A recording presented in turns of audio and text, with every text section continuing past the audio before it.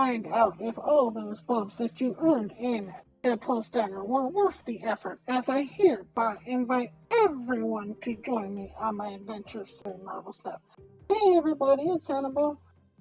So there is no new card in the Spotlight Cache for this particular week, because the card that should be in the Spotlight Cache for this particular week would be Cassandra Nova, and Cassandra Nova is the current reward for Deadpool's banner. I, however, still want to do a review on her because I can. Cassandra Nova is the twin sister of X-Men founder and telepath Professor Charles Xavier. While in the womb together, Charles recognized her evil presence and killed her, resulting in her stillbirth. However, in doing so, she became telepathically entwined with Xavier, granting her psionic powers that gave her the ability to exist outside the womb and create a new body that she uses to seek revenge on Xavier. And she will not stop until all that remains of this world is destruction and death.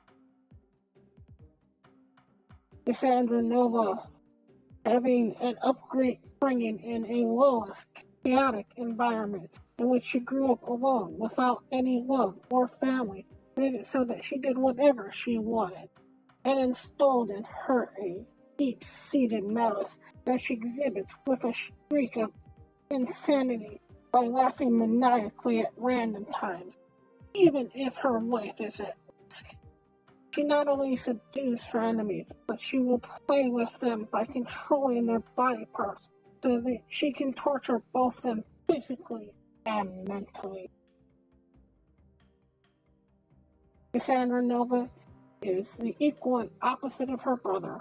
While he was just starting to bridge the divide between humans and mutants, she located a secret master mold in South America jungles and was able to adapt the existing technology into a new variety of lethal giant sentinels that she then dispatched onto Genosha, resulting in a huge massacre of over 16 million mutants.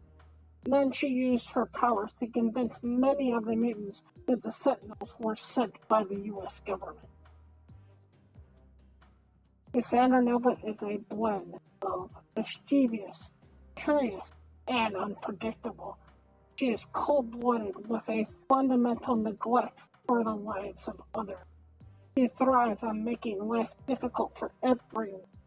While she is playful and carefree in her speech and speaks in a reassuring tone, this should not be mistaken for friendliness.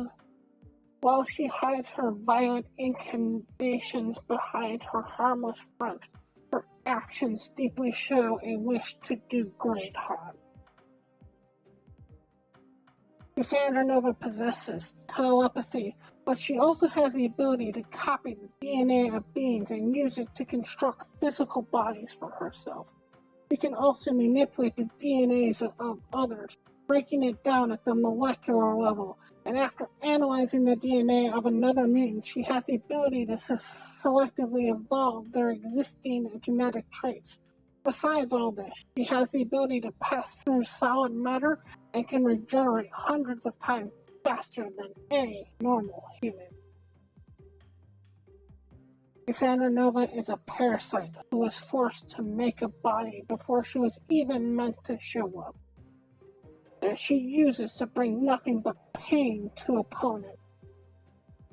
This is represented in Marvel Snap by the fact that when she arrives in this world, she will cause pain to all your opponent's cards that have not shown up yet, and use that to help build her body.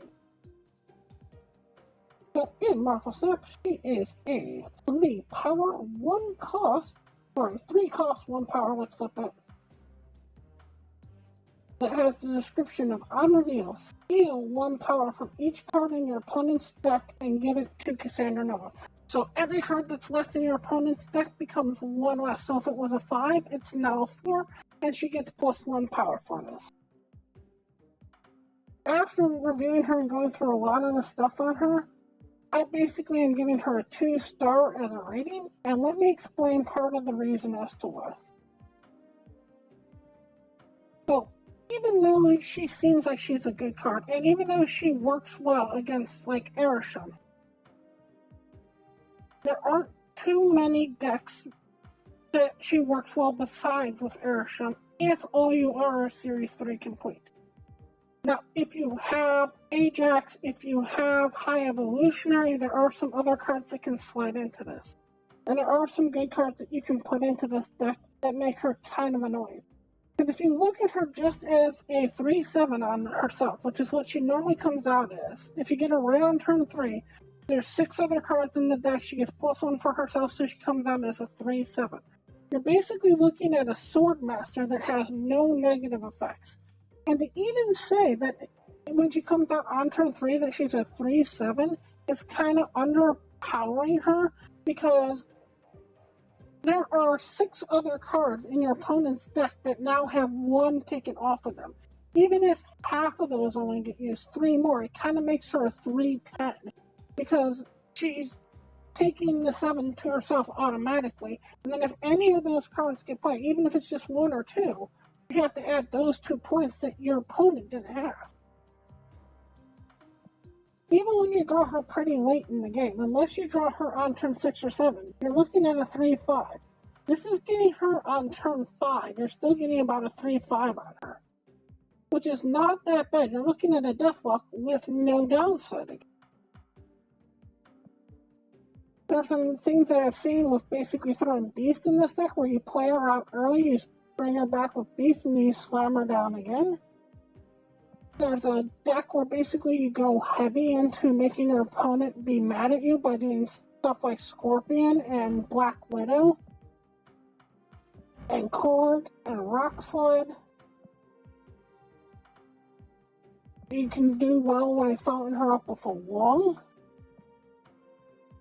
You can do well with following her up with an Absorbing. Throw a Hobgoblin in the deck, make your opponent not like you.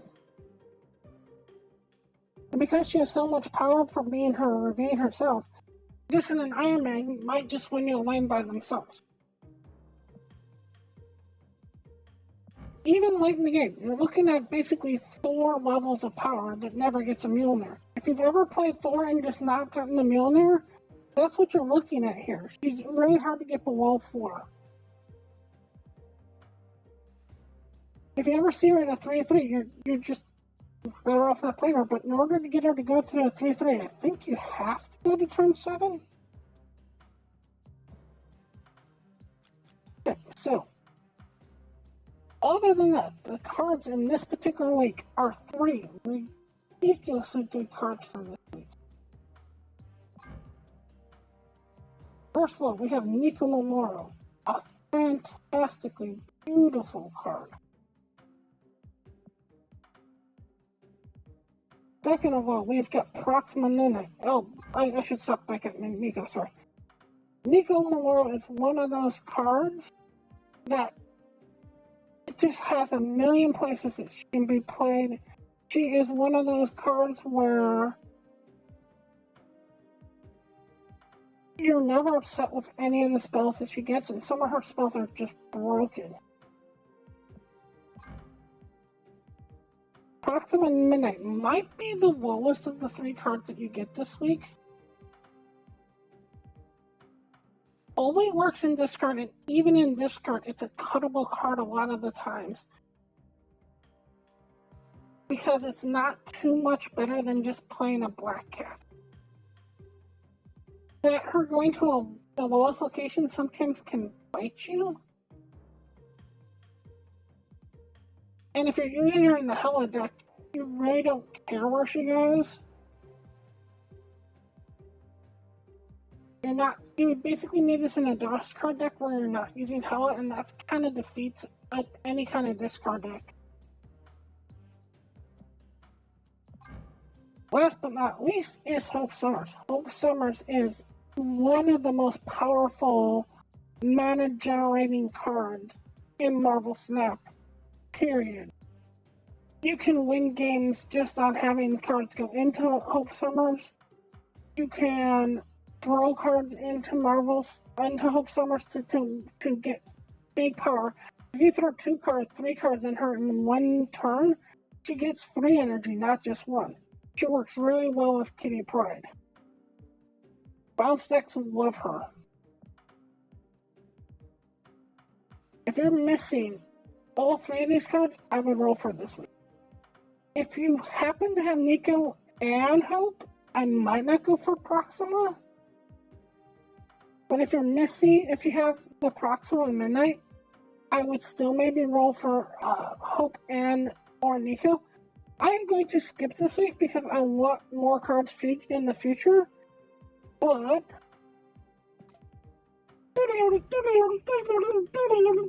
somehow, amazingly, I got her.